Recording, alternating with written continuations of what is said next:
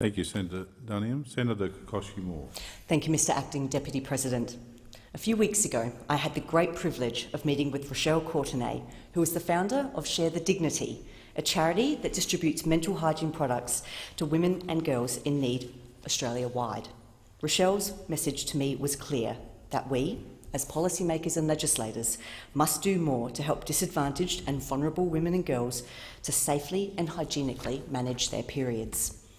The stories Rochelle can tell to support this plea are harrowing. She recalls meeting a woman having fled a violent relationship in her car who explained that she had no choice but to improvise when she had her period.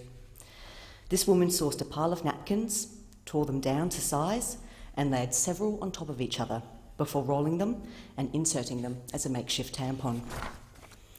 Here's a woman who, after years of abuse, bravely fled her marital home with only the clothes on her back.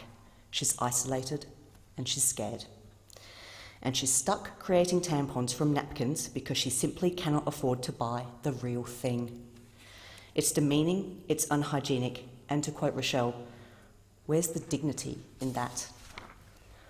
Rochelle also told me that she'd spoken to a South Australian doctor who said it was not uncommon for women and girls to suffer significant medical problems because they did not have access to pads and tampons during their periods.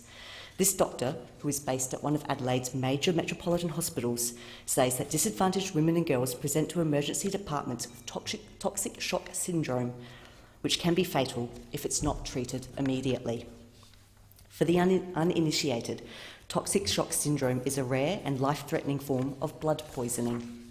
For women, toxic shock syndrome most commonly occurs in those, to put it bluntly, do not or cannot change their tampons often enough.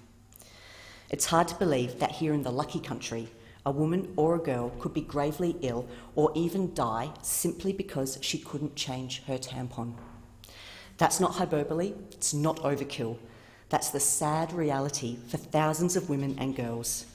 Period poverty is here, and we need to do something about it. In July this year, the Scottish Government announced that it will distribute free menstrual hygiene products to those in need as part of a 6-month pilot program in Aberdeen. Launched by Scottish Cabinet Secretary for Community, Social Security and Equalities, Angela Constance, the pilot scheme will make tampons and other sanitary items easily accessible to those who need them but cannot afford them.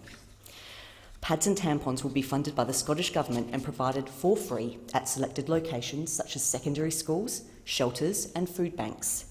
It's the first program of its kind in the United Kingdom, and it's expected to help approximately 1,000 women and girls in its 6-month trial. The Scottish Government has recognised that to date its policies in this area have fallen short of what is needed to even begin to tackle period poverty.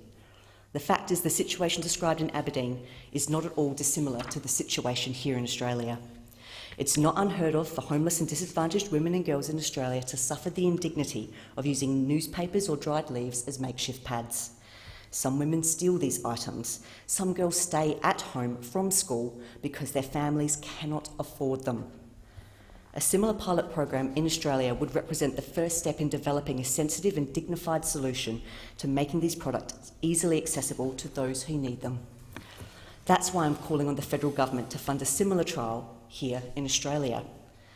And that's why it was so incredibly disappointing today that when the government refused to support my motion for a trial, it claims that funding for pads and tampons for disadvantaged girls and women did not meet guidelines for the Public Health and Chronic Disease Program Family Planning Activity.